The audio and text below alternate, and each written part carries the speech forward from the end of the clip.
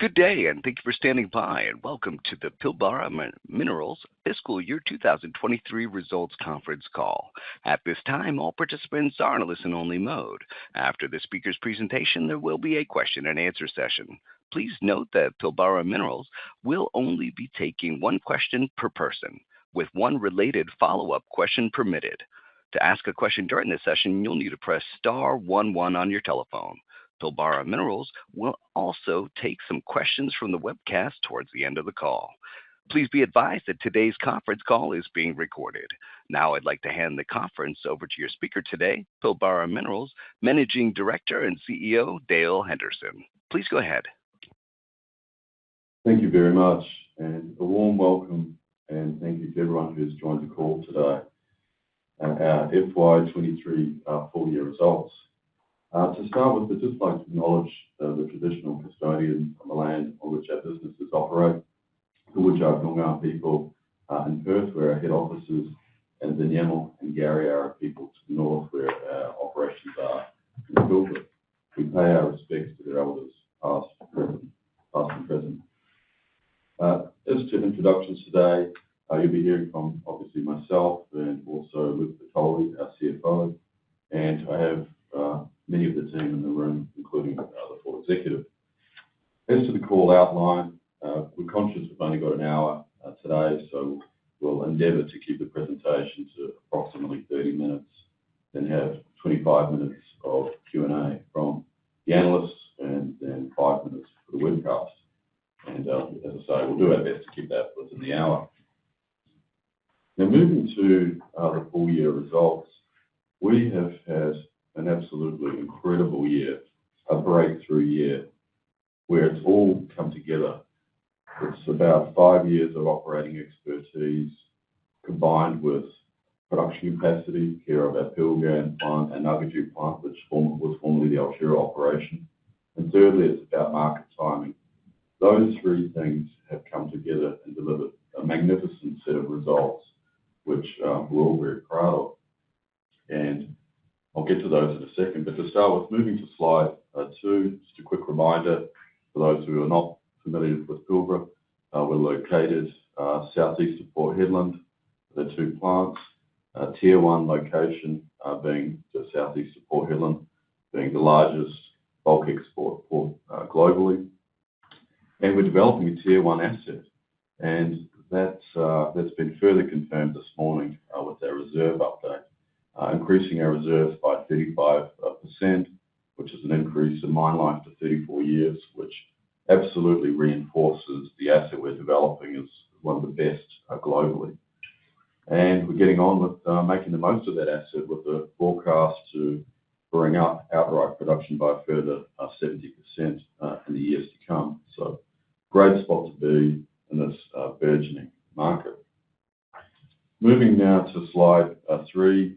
The highlights for FY23, it's an incredible set of numbers. We've got triple-digit percentage increases across the board, revenue, EBITDA, profit, and cash.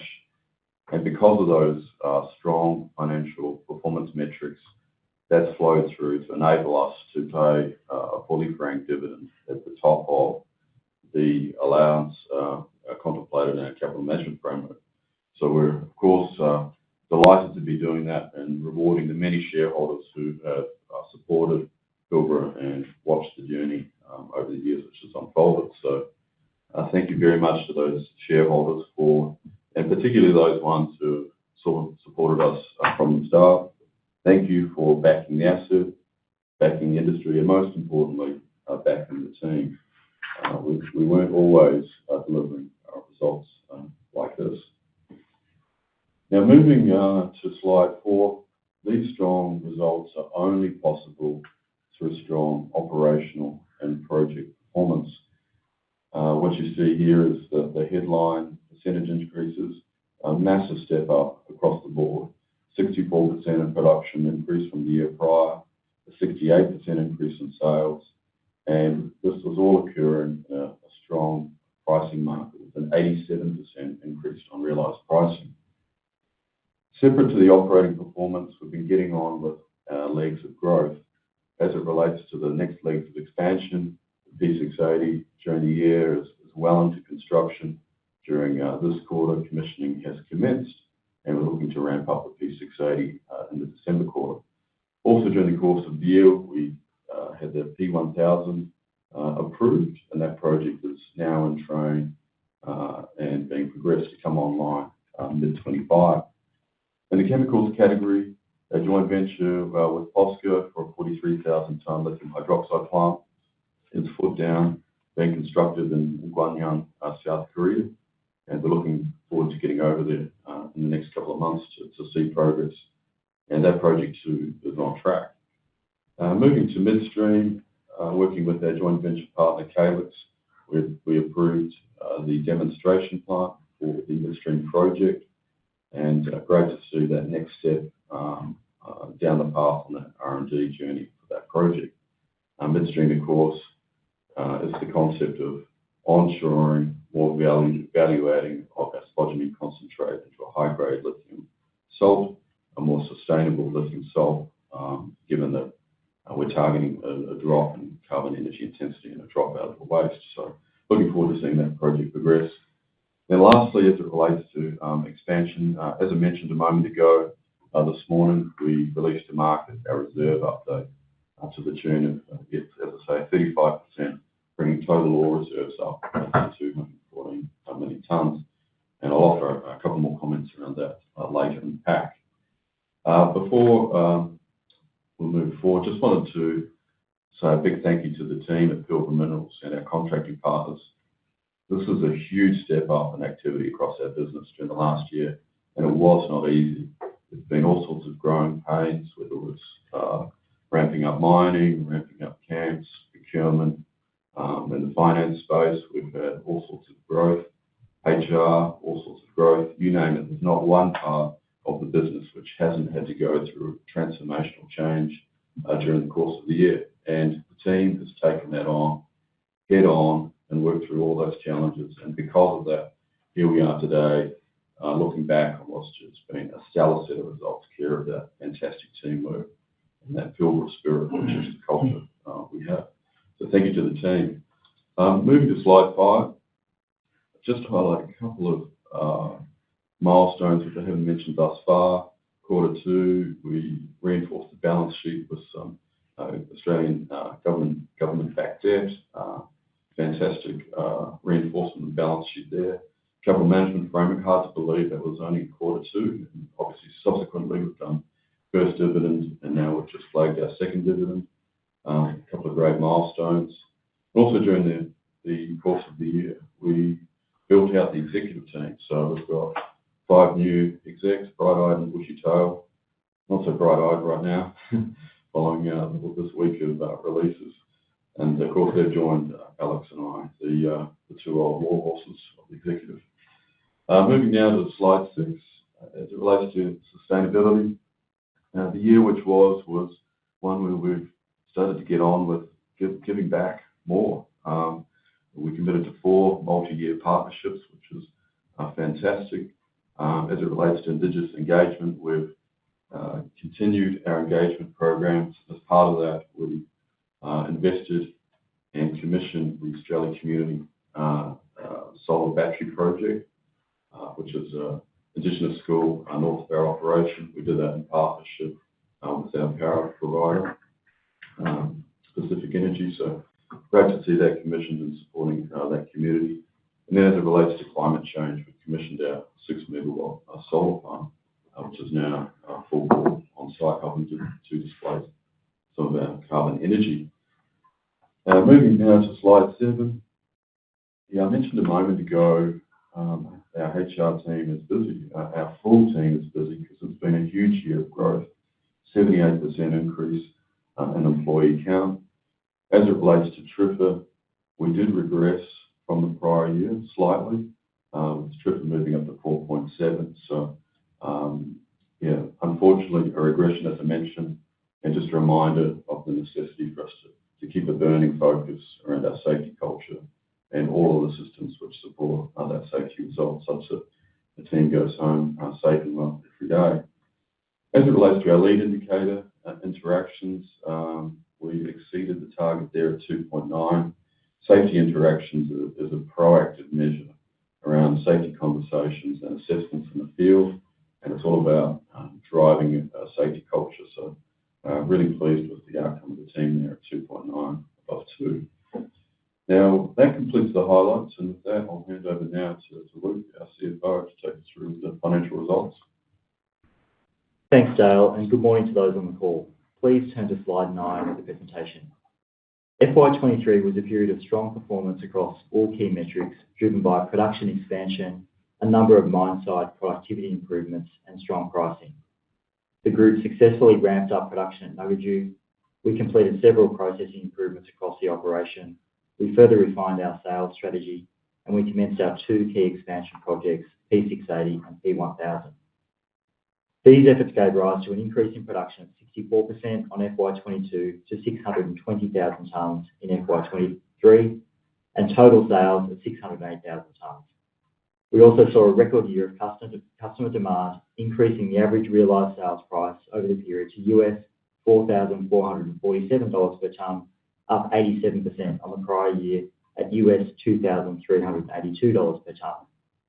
The aggregate of sales and pricing increases resulted in revenue for FY23 of $4.1 billion for the group, a 242% increase on the prior period. In addition to strong revenue performance, EBITDA for FY23 was $3.3 billion, up 307% on the prior year. Moving further down the P&L, statutory profit after tax was $2.4 billion for the financial year, an increase of 326% on the prior period. Turning now to slide 10. Slide 10 sets out further detail on our profit and loss, including key metrics used by management to assess the performance of the business. Total operating costs were $776.3 million, up 104% on the prior year. This increase in total operating costs was reflective of higher production and also sales. On a unit cost basis, operating costs were $613 per tonne, an increase of 11% on the prior period. As mentioned in previous announcements, during FY23, the business pre-invested in mine site personnel and activities in preparation for P680. There was targeted investment in spares and maintenance to improve availability and productivity, and ongoing enhancements to our facilities on site to cater for the growing operation. Operating costs CIF were $1,091 per tonne, up 29% on the prior period. The key driver of this increase was the additional costs associated with higher royalties due to the significant uplift in revenue. As with many businesses across our sector, costs were also impacted by inflationary pressure in the period, and this is something we'll continue to manage closely. Revenue and pricing growth in the period significantly exceeded the total growth in costs and unit costs, giving rise to a lift in profitability. As mentioned earlier, EBITDA for FY23 was $3.3 billion compared to $814.5 million in the prior year, an increase of 307%. Turning now to slide 11. On this page, we've shown the step up in revenue, EBITDA, and EBITDA margin in FY23 versus FY22 on a quarterly basis. As shown in the chart, the profitability of the business has increased rapidly over the past 2 years. EBITDA margin has expanded to 82% in FY23 from as low as approximately 35% in the September quarter of FY22. This very strong growth in margins has been driven by the group's strong revenue growth and also the benefit of operating leverage. It's also given rise to the strong balance sheet position that the business has today. Turning now to slide 12. On this slide, we set out our summary cash flow statement. FY23 was a year of significant growth in cash. Cash increased by $2.7 billion to $3.3 billion, up 464% on the prior year. Moving down the cash flow statement, cash margin from operations, as measured by receipts from customers, less payments for operational costs, was $3.7 billion in FY23. In FY23, the business has shown strong growth in cash, but also very high cash conversion when compared to revenue of $4.1 billion. In addition to the strong cash margin from operations performance, the group had several items which were firsts for the business in the year. This included $209.5 million of income tax payments and $329.8 million for our inaugural interim dividend payment of 11 cents per share. FY23 also saw a step up in capital investment for expansion and operational efficiency of $385.5 million in FY23. This included P680 expansion project spend of approximately $138 million, capitalised waste mine development of approximately $163 million, mine site infrastructure improvements of approximately $34 million, and sustaining capital spend of approximately $56 million. Pleasingly, the ending cash balance in FY23 shows that the group has managed continued investment in business expansion while also ending the year with a cash balance that offers significant flexibility for future investment in growth and dividends for shareholders. Turning now to slide 13. Slide 13 provides a graphical representation of the FY23 cash flow statement and step up in cash in the period, which I discussed earlier. Turning now to slide 14. Slide 14 shows the group's quarterly growth in cash generated by a recently very stable cash margin from operations across recent periods, finishing as at 30 June 2023 with cash of $3.3 billion and generating cash from operations of $3.7 billion. Turning now to slide 15. Quite obviously, the group has a very strong balance sheet position. The group has net cash as at 30 June 2023 of $3.1 billion and cash and available liquidity of close to $3.5 billion. In FY23, the group expanded its loan funding facilities and improved the terms on its existing commercial facility. While we're in a strong funding position today, we'll continue to expand and diversify our access to debt capital funding over the coming year. Turning now to slide 16. On this slide, we set out a summarised balance sheet. At 30 June 2023, net assets were $3.4 billion, an increase of $2.1 billion or 162% on the prior year. This increase was driven by a material uplift in cash, as already discussed, investment in property, plant and equipment and mine properties, which rose to $1.4 billion, up 48% on the back of our continued investment in our mine site, and an offset for a tax liability at year-end of $894.7 million, the result of a significant increase in statutory profit in the year. Approximately $773 million of the tax payable at 30 June will be due for payment in the first half of FY24 and relates to income tax for the FY23 period. Other balances such as inventories, leases and payables have also increased, the result of growth in headcount and a material expansion of our operations. Turning now to slide 17. Today, we're pleased to announce that Pilbara Minerals will be paying a final FY23 fully franked dividend of 14 cents per share. This payment is in line with our capital management framework, as mentioned earlier by Dale, and equates to a dividend payout ratio of 30% second half FY23 free cash flow. This is at the top end of the group's dividend payout ratio range. In dollar terms, the total dividend payment to shareholders will be approximately $420 million. After this payment, it will bring our total dividend payments to shareholders in respect of FY23 to approximately $750 million, or 25 cents per share. As mentioned earlier, the strong cash position of the business provides opportunity for us to consider a variety of options in addition to our organic investments, such as inorganic growth opportunities or a return of capital to shareholders. Any capital management initiative would likely be in the form of a buyback, special dividend, or some combination of those two. We'll continue to monitor these opportunities and provide an update over the next several months. I'll now hand it back to Dale. Thank you very much for that, Luke.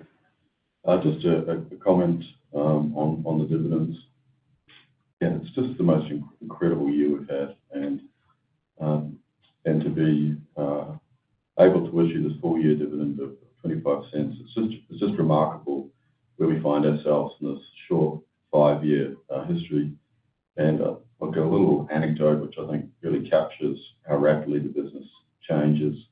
Relates to our shipping manager mentioned to me that during the course of the year she had to buy a new calculator because of the larger volumes we're shipping times the strong pricing. The calculator, she can't put the numbers on the screen anymore, so they had to upgrade the calculator. The same shipping manager only 2.5 years ago was the one who would grab the bell when we got a sale for a cargo at $400 a tonne. So we really have metamorphosed as a company as a function of being early to the party and being out on the water, ready to capitalise on this incredible burgeoning market. So shout out to Melody with their new calculator. It's been a fantastic year. And as I mentioned in my opening comments, we're delighted to be paying back and rewarding many of those shareholders who, as I said, back the asset, back the industry, and most importantly, back the team. So thank you. And thank you, Luke, for that run through. Now, turning our mind to the future, our outlook, moving to slide 19. FY24 is a ramp-up year. We are, of course, bringing on the P680 primary rejection component, which will bring more tonnes on. And shortly thereafter, we'll have the second component of the P680 being the crushing in Orson, which won't be turned on within the year, but that project is in full flight. So we'll be ramping up production. Ramp-up years always present a few little challenges. We've factored in an allowance for that as part of both the production volume range being 660 to 690 and the cost range of 600 to 670 Aussie dollars per dry metric tonne. So that's built into that, and noting that the midpoint of that cost range will be about 635. As it relates to capital expenditure and stepping through each of these one by one, so the project capital for the P680 and P1000 is on track and consistent with previous guidance. I'd highlight that the crushing Orson component we phase shifted 6 months and updated on that as part of the June quarter results. Mine development is as per plan, and that's really around more mining, effectively setting up for P1000 volumes. Sustaining capital is in alignment, and then projects and enhancements is around additional investment to set up the Pilbara operation for the long term. And of course, given our reserve upgrade today, increasing our mine life to 3+ decades, it makes good sense that we invest in some of the peripheral elements to set up for the long term. So within that includes tails facility. We've flagged some expenditure around a new camp, some warehouse, and of course we've got the midstream project, which was FID approved. So that completes a guidance across production costs and capital. And we'll now move to the strategy and market. So moving to 21, just a quick recap on our strategy. Our aim is to be a leader in the provision of sustainable battery materials products. We've got 4 planks to that strategy. We've covered much of this actually in the call thus far. The operating platform is priority 1, ensuring that shoots the lights out, shift after shift, quarter after quarter, year after year. Then expanding that operational platform, the reserve upgrade case in point, and matching that with commensurate processing capacity such that we can make the most of this incredible tier 1 asset that we're developing in Western Australia. Chemicals, this is all about adding more margin per lithium unit flowing from this resource that we're taking carriage of. The POSCO joint venture is one of the initiatives. The midstream joint venture with our friends Calix is another, and there's more to come in this space. Plank 4, diversification beyond the base asset. There's more to come in this, no doubt, in the years to come. But within this category includes our partnering process, where we're considering partnering with potential downstream partners or other partners for joint development of further downstream facilities. You'll note in our update that we have added another quarter to that, taking that through the March quarter. What that's all about is we've got to take this process really seriously. We've got the great problem of some strong interest and some excitement around what can be done here. We've got to give the process due course to really consider this. These commitments around tonnage are multi-decade, as was the case in what we've done with POSCO. So we have added on a little extra time so that we can work through that process. We look forward to reporting in due course.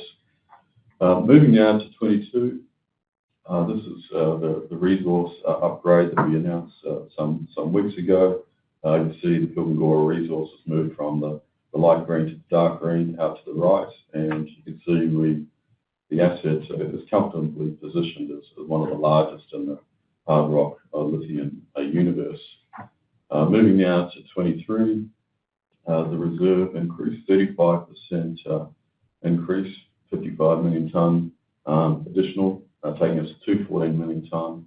That's a 9-year increase, taking us out to 34-year mine life.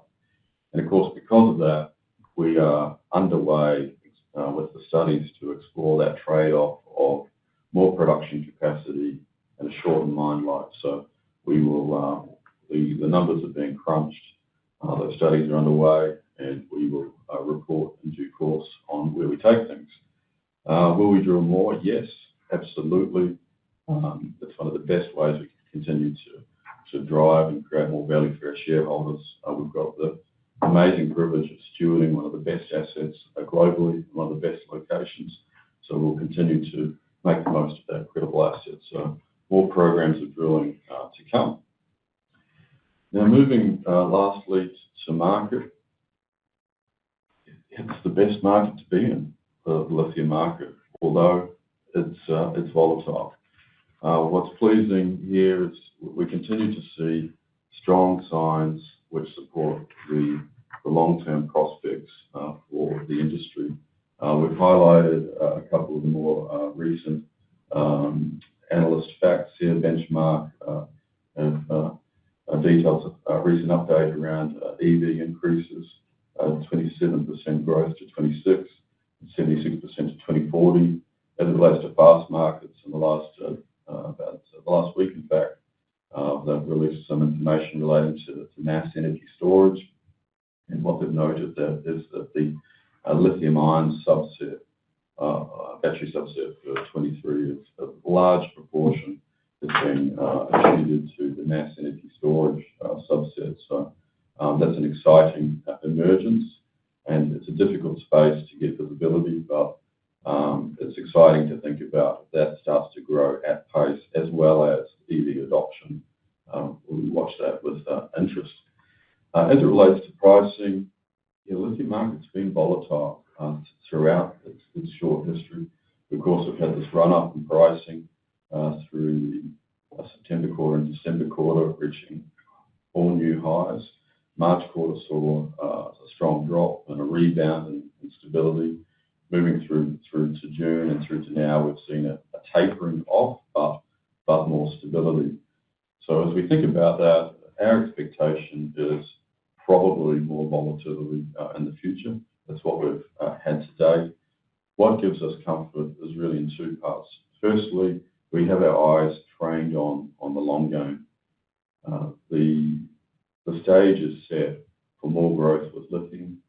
Supply, we think, will languish, and we know that that view is shared by many of the analysts who study this area. The case in point is the graph to the right, which shows the forecast demand versus the forecast supply, and the clear area at 2040 between the top of the column and the demand line is the equivalent of 12 Pilbaras. And you would have seen just a moment ago on that bubble chart, there's not many assets the size of Pilbara. So there's a shortfall of lithium as expectation for long-term plus. It also assumes these other projects come online. What does that mean for Pilbara? That means we think we've got this incredible market and moment in time to capitalise for our shareholders. So that's part one. But part two, which gives us confidence, is we're got scale, we're a low-cost operator. So inevitably there will be cycles, and the defence against those cycles is ensuring that you're positioned down the cost curve, and that will continue to be our aim. And as we continue to build out the operation and invest in some of those enabling factors for the long term, we will see gradual decreases in cost, which makes our business more defensive for the long term. So it's an exciting time ahead. Pilbara remains excited. We have conviction on the outlook, and we are full force delivering as rapidly as we can. And to finish on the market, a couple of the more recent bits of news which pricked our interest. The Canadian government's commitment of $11 billion to Stellantis and LG on the 6th of July. Toyota, 31st of May, investing another $2.1 billion in a battery plant as well. We, of course, have the China policy. I think I mentioned this in the last call around their tax exemption for EVs through to 27. Further support. It seems every few days or every few weeks there are other elements of news which reinforce that long-term outlook, which is exciting. So, as I say, Pilbara continues full force to make the most of this market and capitalise on the position that we have. And with that, that's a wrap for our presentation, and I'll hand back to the moderator to move to questions. Certainly. Ladies and gentlemen, as a reminder, if you have a question, please press star 11 on your telephone. One moment for our first question. Also, we'd like to remind you to please limit yourselves to one question and one follow-up. And our first question comes from the line of Rahul Anand from Morgan Stanley. Your question, please. Hi, good morning all. Thanks for the call, Dale, Luke and team. My one question, I wanted to perhaps focus on the cost guidance for next year. So 600 to 670 unit operating costs. I just wanted to confirm perhaps a question for Luke here. These costs are benefiting from the pre-strip capex. Is that the right way to look at them, i.e., that 150-odd mine development capex that's being spent is probably benefiting the unit cost by about $200 a tonne, roughly? So would it be fair to say that the underlying cash costs at the mine site at this point in time would be about $200 higher than the guided number? Is that the right way to think about it? That is the right way to think about it. So the capitalised waste or mine development for the period of $163 million, you could add that back to have an approximate cash cost. Okay, perfect. And then just as my follow-up then on the cost piece, Luke, stepping into next year, which is going to probably have much less in terms of that pre-stripping capex that's benefiting the cost guidance, how should we think about the underlying run rates? Because you'd obviously have two impacts. One would be that your pre-stripping tapers off, but then secondly, your operations would be larger and benefit from volumes. So how do we think about those two opposing forces, please? Sure, and thank you for the question. So we're actually guiding to capitalised mine waste development of between $140 to $160 million for FY24. So that's broadly in line with FY23. Does that answer your question? Thank you. One moment for our next question. And our next question comes from the line of Levi Spry from UBS. Your question, please. G'day, guys. Thanks for the call. I don't think we quite answered that question. So mine development, so stripping for the production growth into 25 and 26, I guess, is what we're asking there. Yeah, we're not providing any guidance, obviously, for FY25 and FY26, but at least in FY24, capitalised waste mine development will be broadly the same as FY23. I could probably add to Rahul's question, and g'day, Levi. We should get the benefit of some stronger head grades for next year, subject to the next round of mine plan optimisation. So if that eventuates, we'll get some strong volumes, which of course will play through to a good unit cost. But we'll of course disclose all that in due course. Yeah. Okay. Thank you. And so, just thinking about the expansion beyond potential expansion beyond P1000, how should we think about the scope? What are the limiting factors? Can we think about literally adding another plant like you've just done? Is there any limitations in the pit or mining rates or anything like that?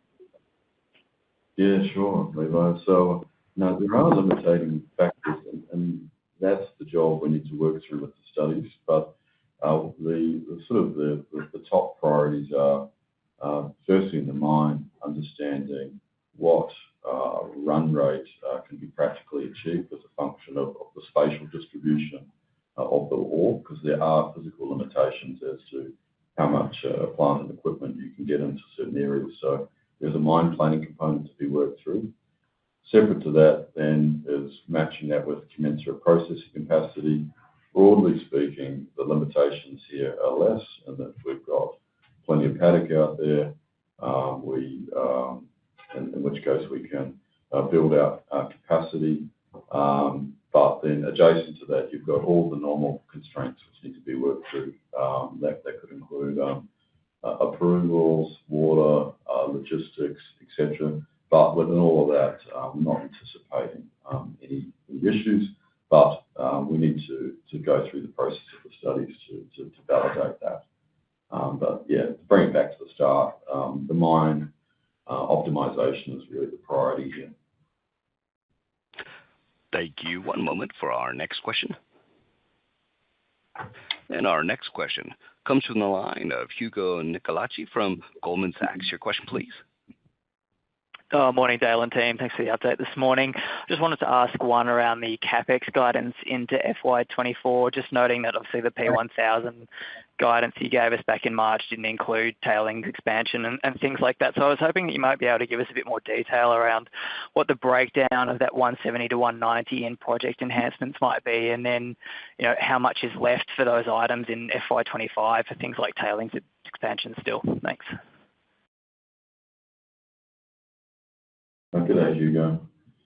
I was looking at Luke to answer that one, but I don't have the breakdown on that one right in front of me. But let us take that on notice, and we can look at providing that in the future. And certainly, look, FY25 will provide guidance down the track. Okay, thanks. I might follow that one up afterwards then. But I guess maybe just following up around the expansion works and life of mine support, are you able to give us a guide as to what you've sized that to in terms of tailing expansion and other life of mine support work? Have you essentially sized it to the kind of reserve life and P1000 size back in March, or have you given yourselves some optionality there to maybe go larger on some of that life of mine support work? The way we think about it, Hugo, it's all around the understanding the economic reserve. So that's done. So there's room to move as it relates to the enabling infrastructure, tails, etc. We're not anticipating any constraints in that regard, as I mentioned earlier to Levi's question, but we do need to go through the studies to confirm that. Does that answer your question? Thank you. One moment for our next question. And our next question comes from the line of Kaan Peker from RBC. Your question, please. Good morning, Dale, Luke, and team. Two questions. Just on the exit run rate, given the exit run rate for 23, and you look at FY24 guidance, it does appear conservative. Are there any major shutdowns or tie-ins planned for this year? And can you maybe give an indication of which quarters that they are expected? And I'll follow up with a second. Thanks. G'day, Kaan. There will be some tie-ins, that's correct. And then there's the commissioning process and sort of so the assumptions around how rapidly does the 680 bolt-on ramp up. We have taken a pragmatic approach to that estimate, and the knowledge that commissioning phase always presents some challenges. And broadly speaking, with guidance, we're wanting to obviously ensure that we deliver well, and so we have taken, I wouldn't say conservative, but leaning on the side of conservative approach here. Ramp-up years are challenging, and hard rock lithium processing is incredibly challenging.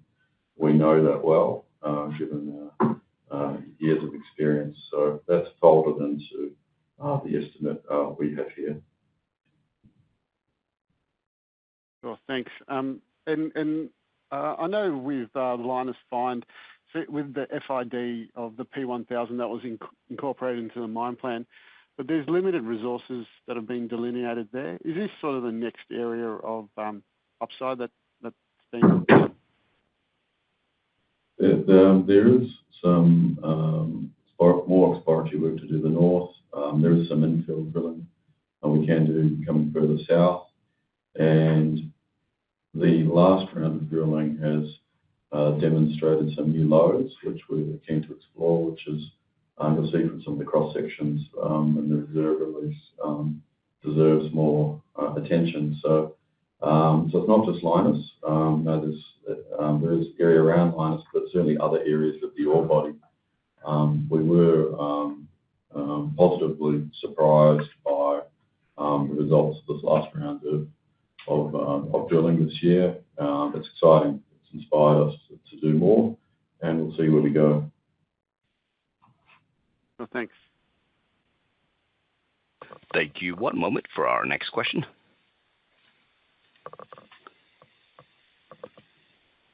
And our next question comes from the line of Kate McCutcheon from Citi. Your question, please.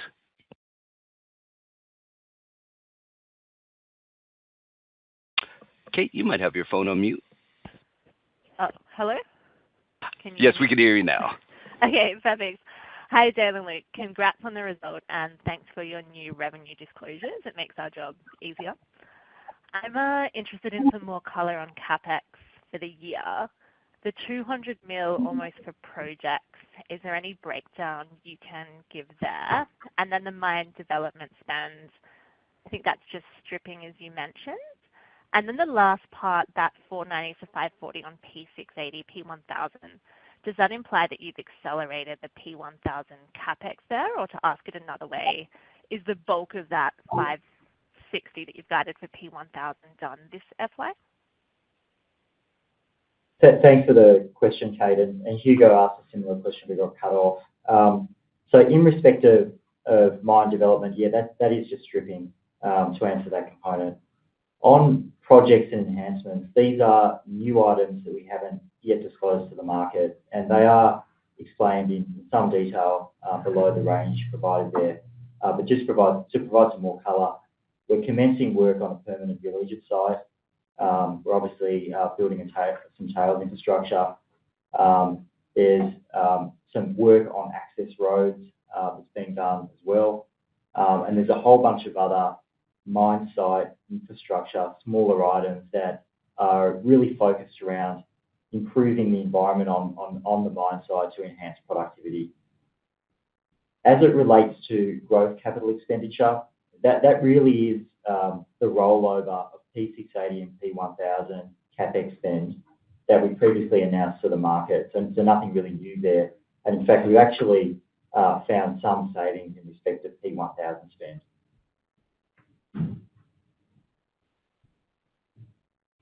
So is the bulk of P1000 spent this year, or there's still a lot to come in 25 as well? There will still be a follow through to 25. That's right, and same on the projects and enhancement spend.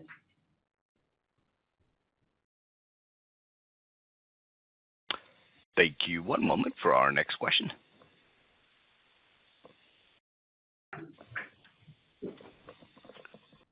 And our next question comes from the line of Glenn Lockhart from Barrenjoey. Your question, please. Morning, Dale. I guess we're all going to go down the same path a little bit. So it just sounds like Luke said there'll be some follow-through enhancement spend into 25. I guess that all comes back to what you said, you're setting the business up for the long term. Where does that leave us on sustaining capital then as well, 75 to 85 million? Should you see that continue to step up? Because, it sounds like some of the spend that we're doing is perhaps more sustaining rather than enhancement as well. But, any thoughts you can give on where that goes as well? Thanks. Thanks, Glenn. So sustaining CapEx has stepped up in run rate in FY23, and we expect it to step up to this range in 24 from around about $56 million in 23. I think that is that's a reasonable assumption carrying forward, if that answers your question. Okay, so you wouldn't do it on $120 a tonne of spot production. You think 75 to 85 will carry us all the way through to P1000 as well?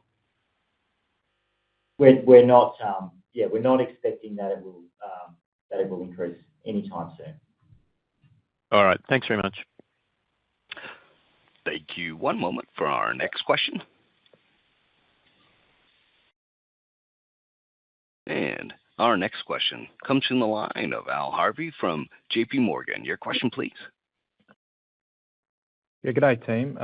Just looking at the reserve upgrade, I see a fairly big increase in the long-term spodumene price used, up to $1,450.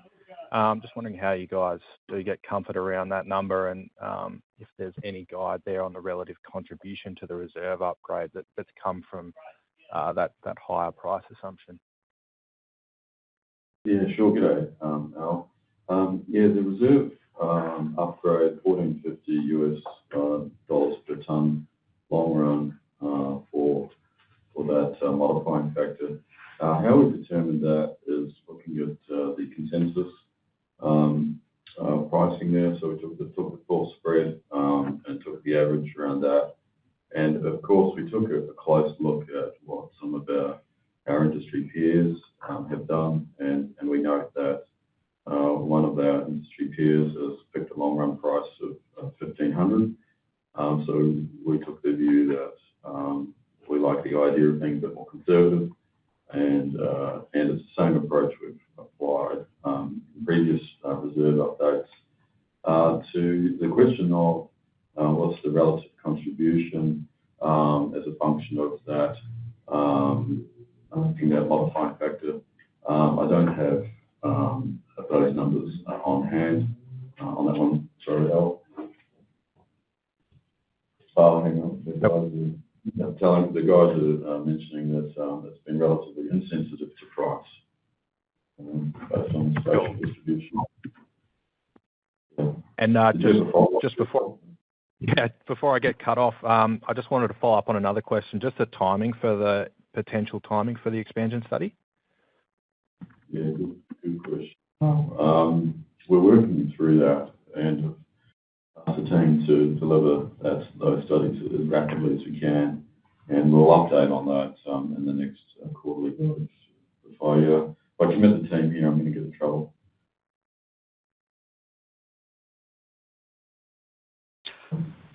Thank you. One moment for our next question.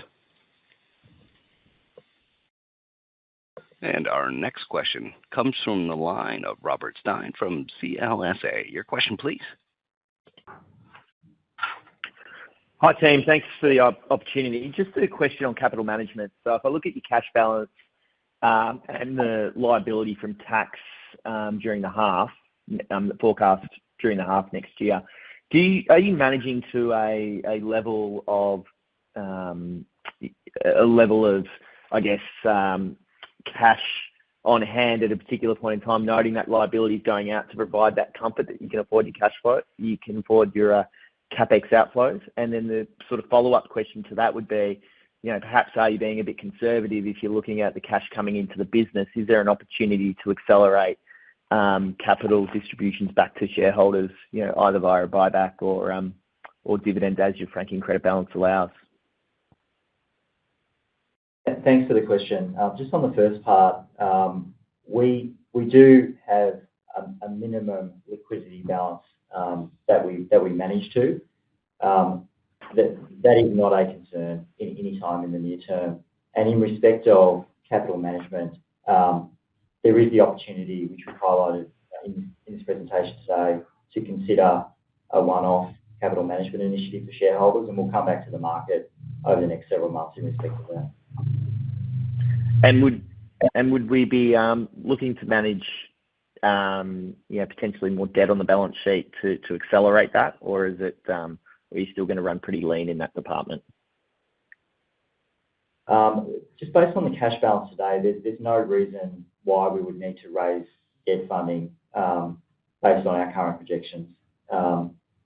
The reference to expanding our access to debt capital markets in the presentation really relates to, now that the business is at this level of scale and the sector is becoming more mature, there's an opportunity for Pilbara to be a leader in the space and try to raise large secured commercial debt funding facilities, which really haven't really occurred. So that's really what it makes reference to, is the opportunity to open up debt capital markets for lithium, as opposed to any need to do so. Okay, thank you.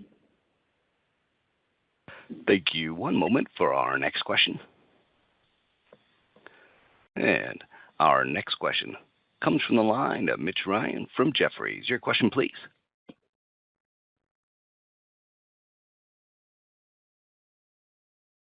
Mitch Ryan, your line is open.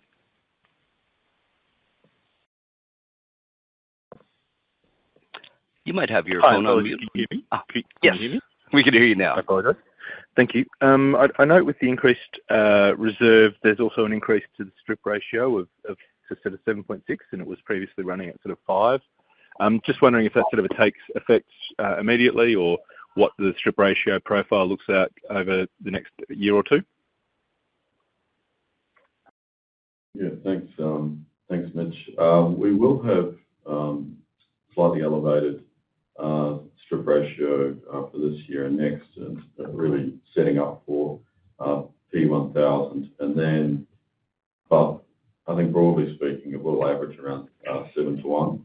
But I'd also add that as we continue to drill, we'll obviously continue to optimise the mine. So we're going to continue to do that. So watch the space. We'll continue to optimise strip ratio function of the ore we find from the reserve. Okay. So that elevated over the next 2 years is some of that's captured in that mine development, the 140 to 160 capex. Yeah, you got it. Yeah. Okay, thank you. Thank you. One moment for our next question. And our next question comes from the line of Ben Lyons from Jarden. Your question, please. Good morning, everyone. Dale, and another dividend balance sheet question. Again, noting those higher than expected CapEx commitments and also that very significant tax true-up that flows out in the current half. But having a look at the balance sheet, it looks like you've only got about $20 million of listed investments at the 30th of June, which is very reassuring from my perspective. So I guess the dividend question is a two-part one. Is the franking account balance as it currently stands a constraint on going harder, than the 14 cents that was declared today? Or has that listed investments figure materially increased since the 30th of June, which might also have influenced the board's thinking around that final dividend? Thanks. Thanks for the question. The payment of dividends from this point forward is based on estimated franking account balance at 30 June 2024. So it takes into consideration all the tax that we will pay, cash tax, in FY24. On that basis, there's really no constraint in respect to dividend payments up to a pretty meaningful level. Thanks, Luke. And the listed investments part of the question? So I might pass that one to Dale, but there is, as of today, there's no change in the listed investments balance. So anything else to add there? No. Okay, thanks very much. Thank you. I'd like to hand the program back for web Q&A.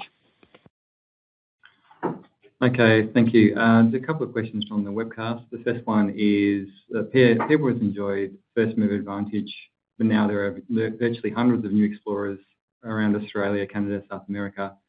How does, in this fast-changing competitive scenario, what is Pilbara's strategy to protect and indeed grow its market share?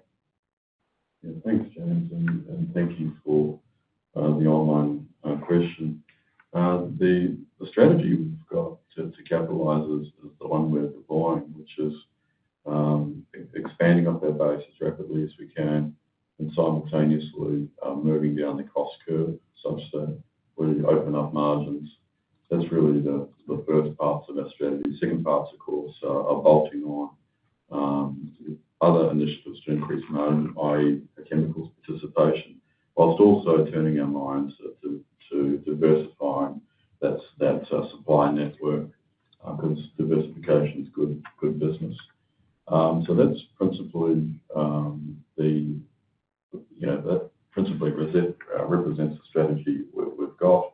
We do think we've got effectively a first mover advantage around positioning in the market, some of our technical learnings, but we're not stopping there. And Vince DeCarlos, our COO, and Paul Aborn and the team are moving forward with the next waves of innovation to hopefully put more distance between us and the competition and continue to reduce cost, increase yield. That'll play through to benefits for our shareholders. Okay, next question. If midstream product is successful, how will you allocate spodumene to that, given everything is already allocated with existing offtakes and the hydroxide plant with POSCO? Thanks for the question. As it relates to offtake allocation, there's a few things to work through here. We've of course got a subset committed to POSCO, a joint venture in South Korea, and we've got some offtakes, some of which expire and come off. And then of course we're expanding. So in all of that, there is actually a significant component of unallocated production. But to the question of, well, to what extent gets committed to midstream or not, it's an open question. And what we are thinking through is making sure that whatever offtake commitments we have in the future, we have an eye to midstream such that if midstream proves up well, we've got a means by which to migrate to that model. So it's certainly something we think about. We don't have a definitive answer, but if midstream ultimately proves to be the superior supply chain model, well, of course we want to augment our business in that direction, given the benefits it will yield. So watch this space, and we'll obviously keep the market updated as that picture clarifies. Thanks, Dale. Next question. Will the dividend payout ratio stay at 30%? Good question. And the capital management framework is effectively under consideration. And between now and the end of the calendar year, we'll progress the thinking with the board around that. Ultimately, can't make any guidance around any of that at this early stage, but we're certainly thinking through the scenarios of alternate capital management uses, and we'll guide in due course. Okay. Last question from the webcast regarding ESG credentials. What is Pilbara doing to minimise the impact of our operations and raise our ESG profile? The short answer is a lot going on, and with Sandra McInnes, our new Chief Sustainability Officer, has come on board. There's multiple streams of activity underway, ranging from sort of the practical decarbonisation efforts, of which we've got the 6 megawatt solar, and there's more to come in that regard. With how we're taking our reporting, and you'll see through the combined annual sustainability report today, we've stepped it up a level from previous years. We've got our community investment engagement. There's many different aspects which we're moving forward, and we're moving up that maturity curve. So it will take time, but there is certainly a concerted effort within the business in that regard. Thanks, James, for that last question. And for those analysts who got cut short or would like to have further follow-up, certainly encourage that. Myself, Luke, and James have got the day available for calls, so we welcome that engagement. If anyone needs some follow-up there, please reach out. And lastly from me, and the team, thank you again for everyone who's dialed in. Thank you to our shareholders, to the team, our contracting partners. It's been an absolutely monumental year, a breakthrough year in every regard. It's an absolute delight. Thank you for those who've gone on the journey. And what's exciting is where we're heading. There's just so much more to come, and we look forward to updating in due course. Thank you all for your time. Thank you, ladies and gentlemen, for your participation in today's conference. This does conclude the program. You may now disconnect. Good day.